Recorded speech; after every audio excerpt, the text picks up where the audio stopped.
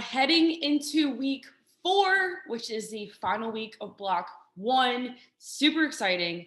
This week for this module, we are focusing primarily on progress because this will be our first time assessing your progress from week 0 or week 1.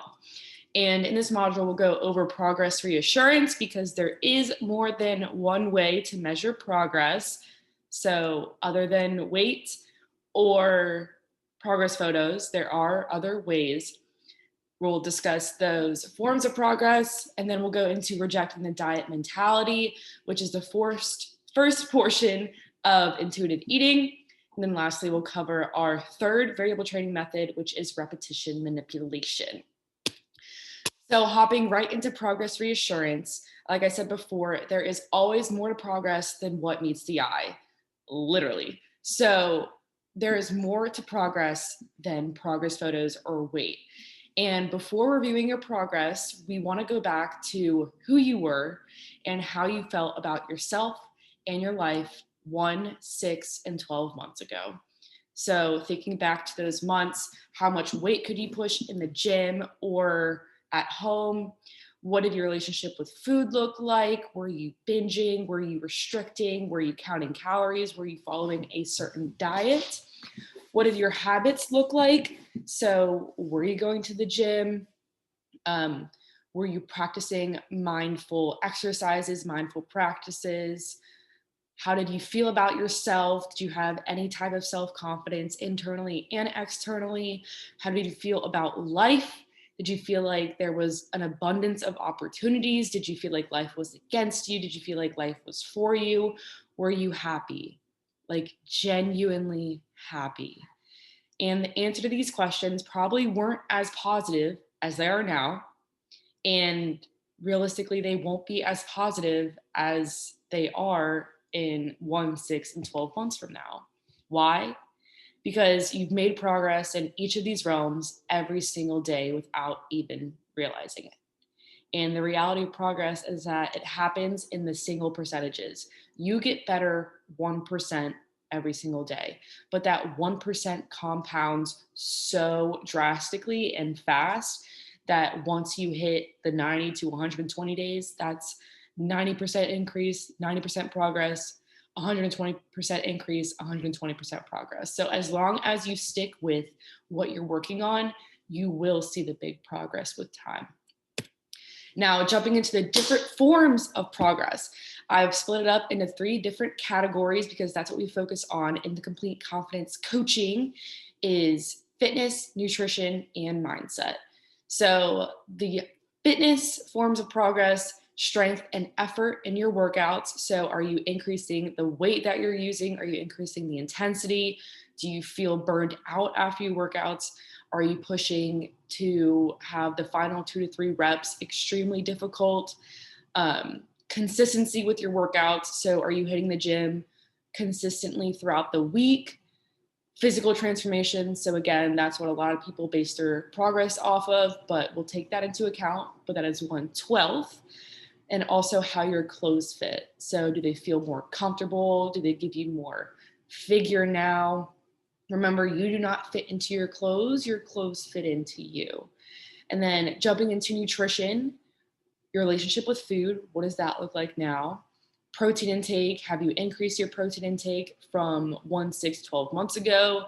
Fruit and veggie intake, likewise, and then water intake as well. And transitioning to the last realm, mindset. So energy, do you feel like you have more energy throughout the day? Are you excited to go about your days? Outlook on life, do you feel like life is for you rather than against you? Consistency in your daily routines. Are you doing your journaling consistently? Are you going on walks consistently? Are you going to the gym consistently? So morning, nightly routines consistently, just thinking and taking account all of your daily routines. Are those consistent? And lastly, the relationship with yourself. So how do you feel about yourself? Even if it's just 1% better, that is still progress. Remember, it compounds faster than you can think as long as you continue with it. And then hopping into our first part of intuitive eating. So rejecting the diet mentality.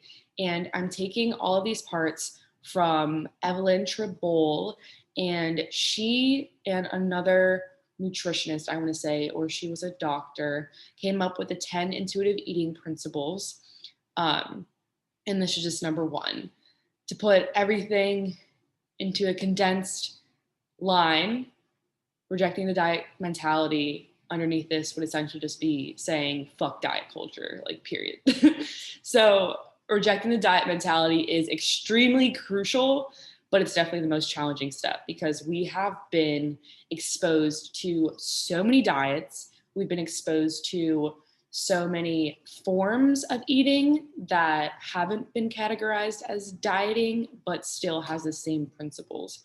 So in order to practice this first intuitive eating principle, you want to throw out all the diet books and articles that offer you false hope of losing weight quickly, easily, and permanently.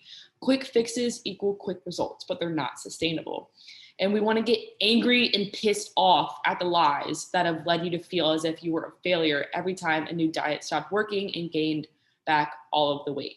Now, why does that happen? It's because a diet or a form of eating practice that restricts something or limits something essentially is a hamster wheel. So it works for a short period of time really well. And then after you get off of it, it stops, or you hold that progress for a little bit, but then it gains it all back. And then you go right back to the diet because you knew it worked. But again, it only works for a short period of time. Then you hold that weight off for a short period and then you go right back onto it. And that's why the diet industry is so freaking successful, is because they profit off of everyone's insecurities, which is such bullshit, but that's how it is. And if you even allow a small little bit of hope to linger that a new and better weight loss diet might be lurking around the corner, it'll prevent you from being free and actually indulging in all that intuitive eating is. But always remember to give yourself grace and self-compassion. You have been inundated with diet culture's harmful messages for years. Years. That's all we see on social media is diet.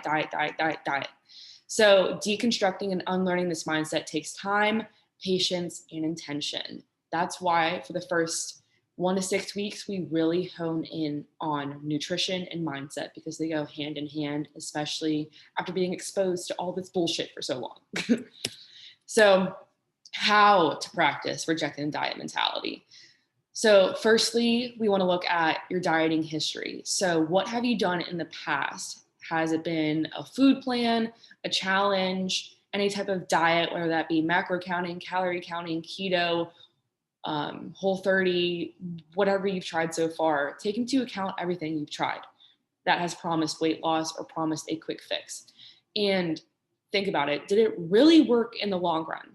Long run as in 6 to 12 months. Did it really work? Was it sustainable? Were you happy, or was it just temporary? And what did it cost you? Did it cost you your social life?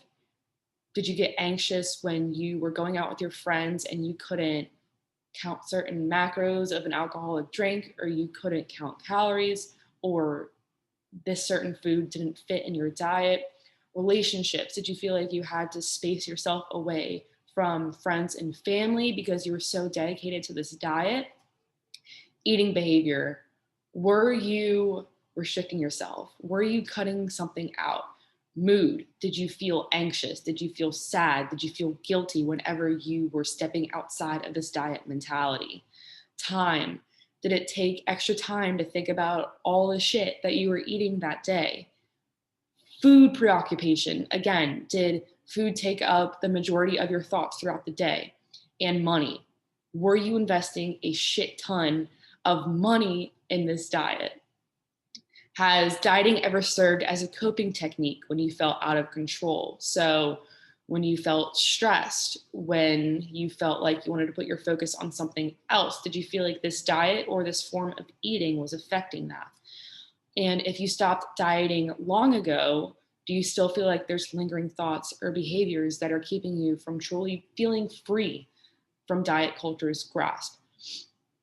And what dieting components could you choose to let go of today or this week? Perhaps no weigh-ins, or weighing less often, maybe not counting macros or calories or points, or maybe not participating in discussions of weight loss.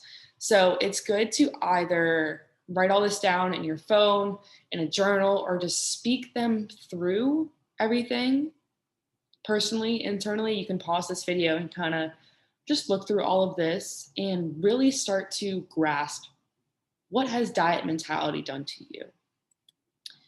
And then once you've gone through that, we'll go into our final little piece of module 4, which is our third variable training method. So this week we're focusing on repetition manipulation.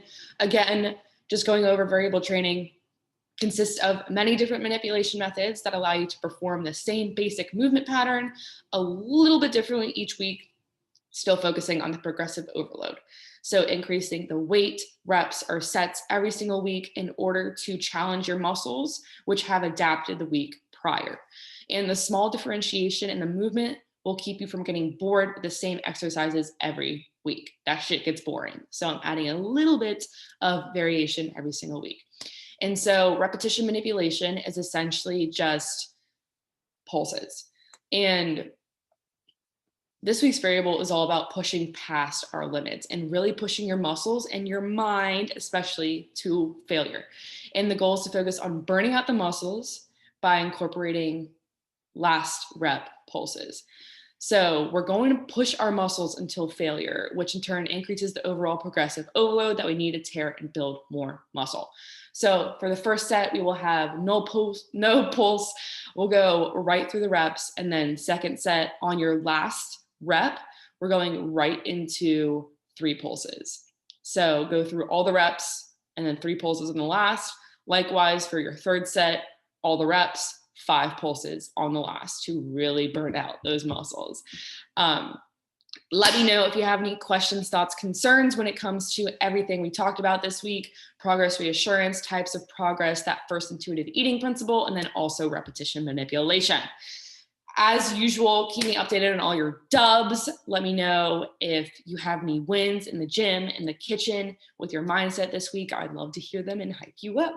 But I hope you have a great rest of your week, and I cannot wait to talk to you soon.